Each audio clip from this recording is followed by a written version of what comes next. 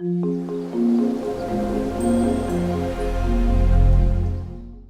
everyone, this is Professor Robert Solis. Welcome to this video lesson. I wanted to make sure that you understand how the AND logical operator replaces a nested if statement. So first of all, an if statement inside of an if statement is called a nested if statement. So in other words, we don't execute this if statement unless this if statement is first true. So if this statement is true, then we get to ask, well, how about this one? Is this also true? And if that's true, then we get to execute the statement, whatever that happens to be. So I've placed a break here in the code so we can follow the logic when the user runs the program and clicks submit. We're going to create a Boolean that says, did you finish your homework? True or false? Did you take out the trash? True or false? Well, if both of those are true, yeah, my son can play Xbox. Now, if that's not true, then can't play Xbox. So let's see what happens. Let's stop the program here. Let me run this, and I'm going to move it over so that we can see the code simultaneously while we are executing the program. So I'll move this over here. All right. Oops, I shook like this, and so that's why that happened. All right. Here we go. So I click submit. Now, did you finish your homework is set to true. Did you take out the trash is also set to true. Now, I'm going to ask the question, did you finish your homework? Well, as you could see here, that is set to true, so we're asking if true is equal to true. That, in fact, is a true statement, so when I step over, notice that we go into the if statement.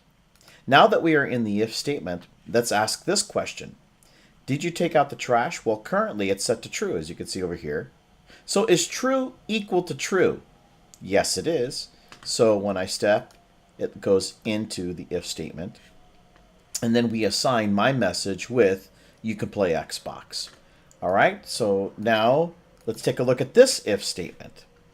Now, what I'm saying is that the usage of the logical AND operator is the same thing as if you are replacing a nested if statement. Is this true? And is this true? So true and true is true. Therefore, you can play Xbox.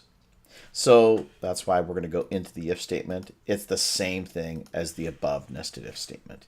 So now what we're going to do is we're going to assign my message to the LBL text box. So when I continue, now you can see you can play Xbox. Okay, let me close the program. And let's try something else now. Let's see what happens if did you finish your homework if I set that to false.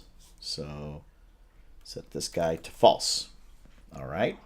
Now I'm going to start the program. Here we go. Click submit.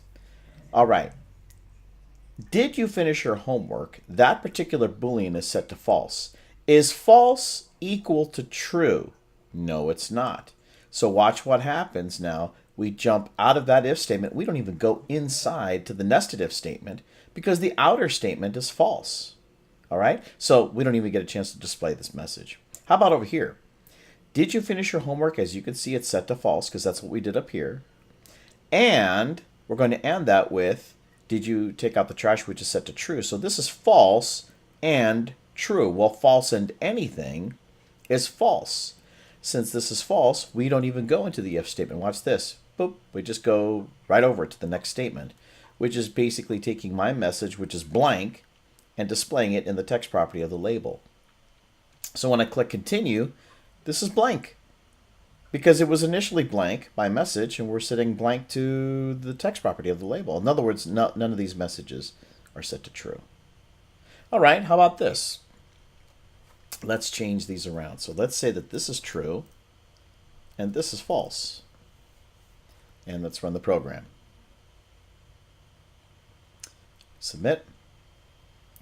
Did you finish your homework is currently set to true because that's what we set it to up here. True. Is true equal to true? Yes. So now we go into the next if statement, the nested if statement. And over here, it's saying,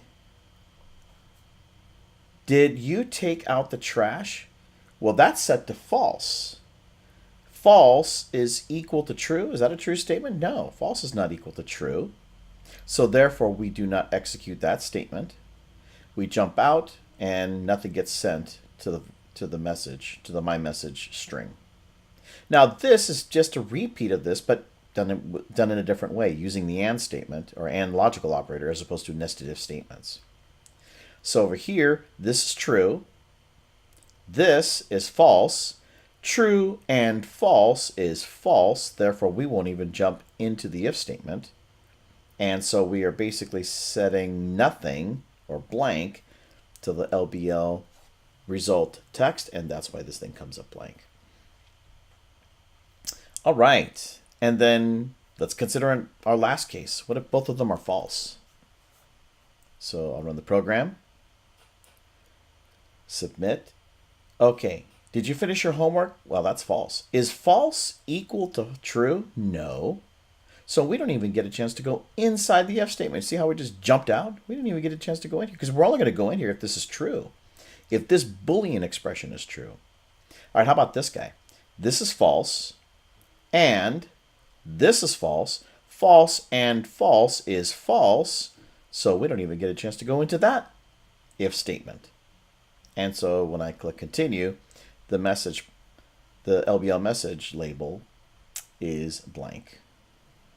All right, so the only way that we're going to be able to display this message is if both, did you finish your homework, and did you take out the trash? Just like when my son says, hey, can I play Xbox? Well, did you finish your homework? Yes. Did you take out the trash? Yes. Okay, then you'll be able to play Xbox. So this is how I create this type of scenario. I ask the question, did you finish your homework? If true is equal to true, which it is, then I have another question for you. Did you take out the trash? Well, yes, I did. Okay, so if you took out the trash, then guess what? You get to play Xbox. Now, the same thing is being achieved over here, but instead of using a nested if statement, I'm using an AND logical operator to ask those two. If this is true and this is true, then the whole thing is true. Did you finish your homework? Yes. Did you take out the trash? Yes. Okay, therefore, since both of those are true, then you can play Xbox. So now when I click continue, you see the result is you can play Xbox.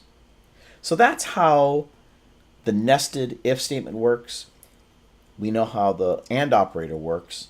And the AND operator really is a replacement for the nested if statement. Or we could say that the replacement for the AND operator is the nested if statement. So you can do this or you can do this. One's not right, one is not wrong.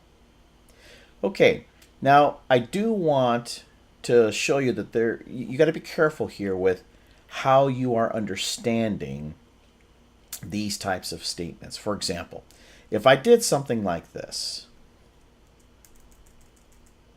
and if I did something like this, what does that mean? Because previously you saw that I'm asking the question, did you finish your homework equal to true? Now I just have this by itself. So if this, not the result rather, but if this flag, which is a Boolean flag or a Boolean value, if that's set to true, then I get to go to the next if statement. If that's set to true, then I get to go over here. Let's see what happens. Both of them are set to true. Run the program. Let me go ahead and click submit. Okay. Did you finish is true. So I'm asking if true. Well, yeah. If true is true. So guess what happens? I go into the if statement. Now, here's another thing to consider. If you take out the trash, or did you take out the trash? So if true, yeah, see, because it's true. If true, yeah, that's a true statement. So guess what? We go inside. Now we set message to you can play Xbox. This is the same thing as above, just with the AND statement. Okay, so let's see here. This is true, and this is true. True and true is true. Therefore, my message is going to be assigned. You can play Xbox. If I continue the program, you can see here that that's the message. Okay, so it just depends on how you're using the Boolean expression here. Are you going to set it equal to something? Are you asking if it's equal to something? Or are you just simply saying, hey, I'm just going to display the variable right here. You see it works both ways. And that's it. All right, so this is Professor Robert Solis. I hope this video lesson was helpful. Have a good day. See you next time.